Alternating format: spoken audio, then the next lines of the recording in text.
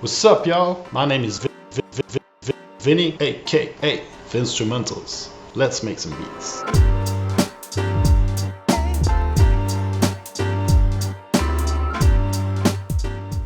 What is up, guys and girls? I hope you're all feeling great today. Today I'm going to show you how I made this beat called Good Child. We're gonna get right into this. First off, we have the sample, the lovely Mrs. Diana Ross with You're Good My Child. Check it out. You're good, my child. Love me, grow me, and hold me tight. Let me feel your love day by day. Show me tonight, tell me of your love tonight. Mesmerize me, anything that you know. Alright, here we are into the MPC, and this is the part that I used. First thing I did, I pitched it down 3 semitones.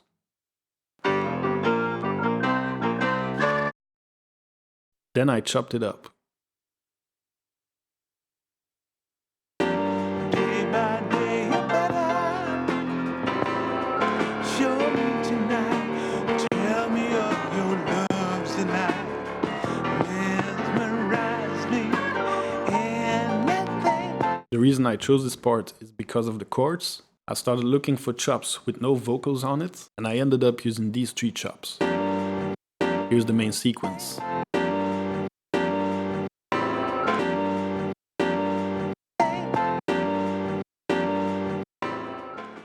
Moving on to the next part, the effects.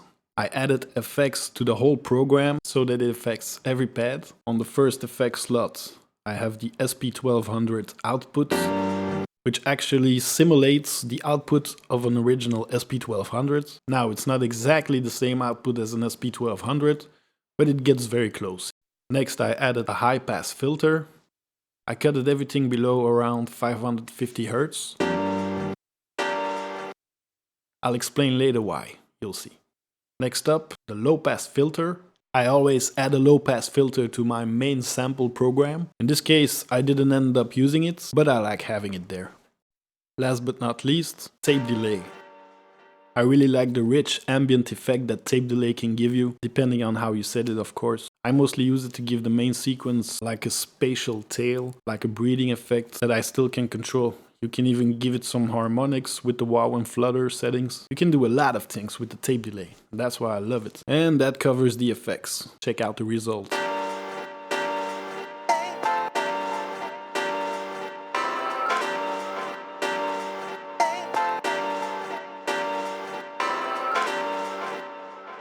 Now remember that high pass filter with a cut on around 550 Hz?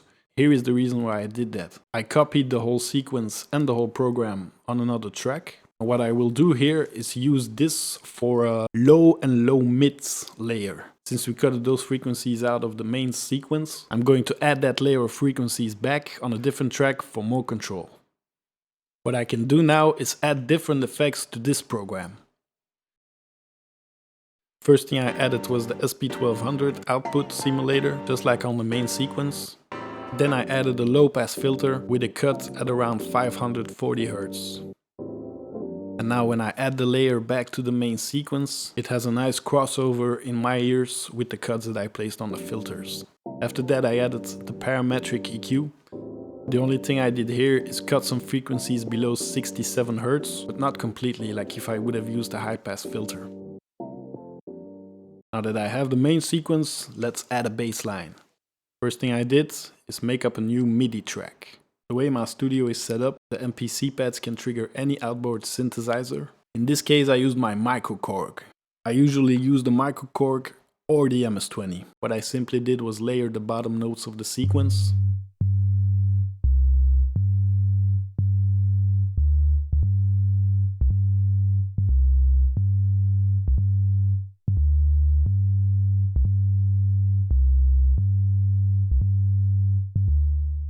Now let's go over to my favorite part, the drums.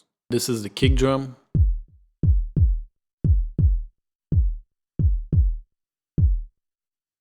I slightly adjusted the envelope settings.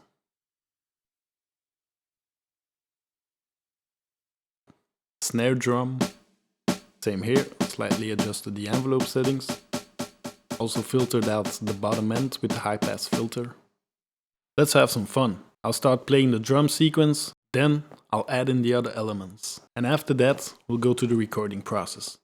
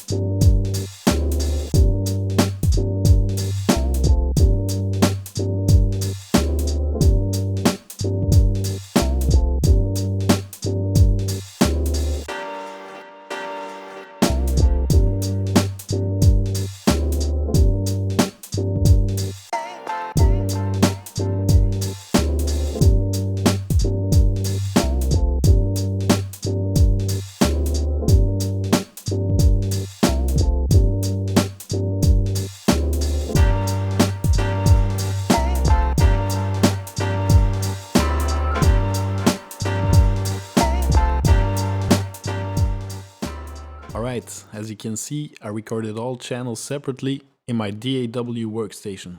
I'm using Ableton Live simply because it's the first DAW I ever used and I still like to work with it. What I will do now is clean up the tracks, edit the arrangements and do a quick mix down. There you go, that was quick, wasn't it? I'm not going to go further into the mix down and arranging process. If you're interested though, let me know in the comments section. If I see that there is interest, I will go deeper into the mixdown process, but you'll have to let me know. If you don't, then I won't. Ha ha ha. Let's do a quick overview of the master bus.